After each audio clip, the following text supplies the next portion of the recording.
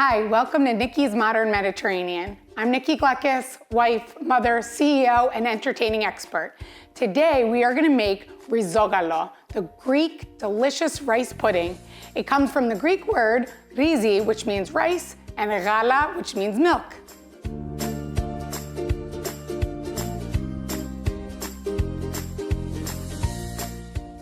To get started making our Greek rice pudding, this is super easy. We're gonna use one pot on the stove, so it's really easy cleanup. We're gonna get started with 3 cups of water. I'm just gonna pour that in and turn on to high heat. 1 cup of washed white rice. And we're gonna just stir that and let this come to a boil so that we can get started on cooking our rice. So once this comes to a boil, we're gonna lower our heat all the way low, cover that, and let that cook for about 18 minutes, and we're gonna get our other ingredients ready for the next part.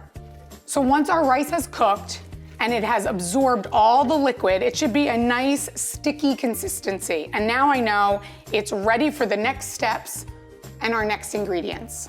We're gonna add next 6 cups of milk. But first, I'm gonna just add 5 cups and leave 1 cup to the side for our cornstarch later. So I'm gonna pour in the 5 cups in the same pot. So that's our 5 cups of whole milk, and I'm gonna put the heat up to medium-high. Our next ingredients are 2 teaspoons of vanilla, 1 cinnamon stick, throw that in there. We're gonna do 1.5 cups of sugar. We're gonna give that a nice little stir.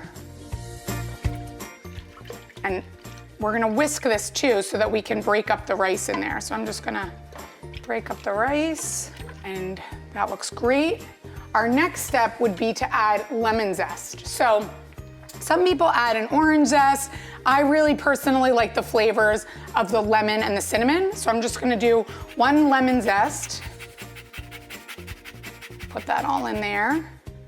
And all these ingredients are heating up. And again, these recipes are all different in all different parts of Greece. You know, so when you're asking somebody about the quantities of the ratio of rice versus milk, everybody's gonna kind of tell you something different. So, you know, this recipe I tried to make for you guys so that it would be an easy, delicious recipe that you can make at home.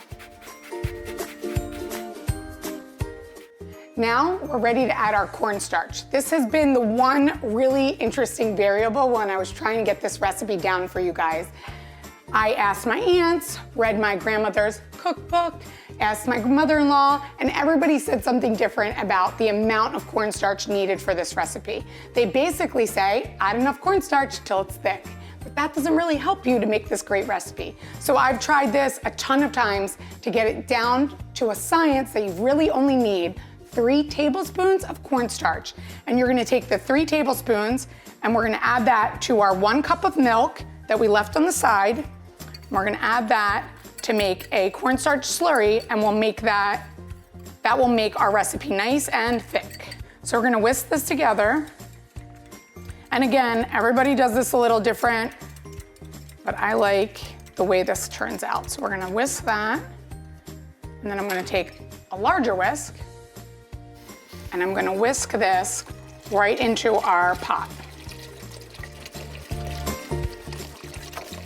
So all of our ingredients are now in our pot, and we're just gonna have to watch this cook slowly and periodically whisk that so the rice doesn't stick to the bottom of the pot, but we want it to come to a nice boil so that it can get nice and thick. This will take about 25 minutes. Start to finish, this recipe is about 45 minutes, so easy.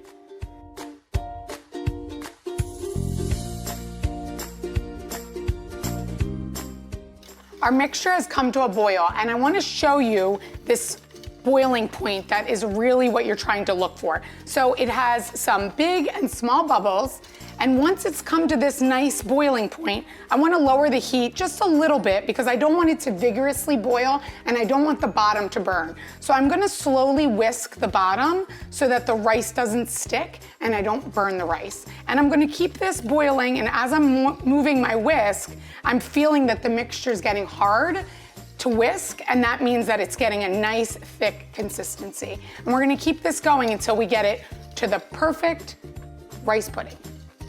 Our pudding is ready, and I want to show you some tricks to know when your mixture is ready.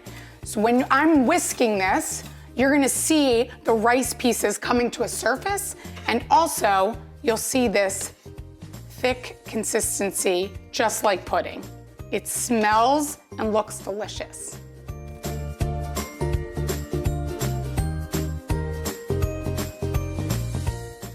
Now that our pudding is ready, I'm going to turn off the heat and I'm going to pour it into this glass Pyrex because I want it to come down to room temperature before I put it into the fridge.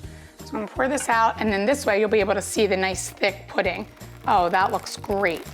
So pour that in there with our cinnamon stick, perfect amount. And we're going to let this cool till room temperature. Then I'm going to put this in the fridge and it'll be ready to serve.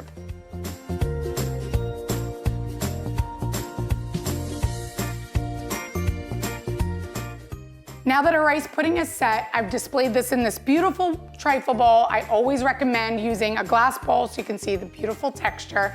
And of course, I couldn't forget my yayas doilies, and I'm ready to taste it.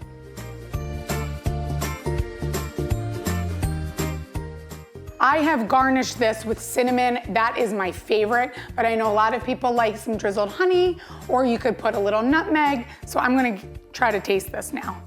So look at that thick pudding consistency. I love that. I love that you could see the rice. It's so good. I can get a little bit of the lemon flavor and really a lot of the cinnamon. So I love this.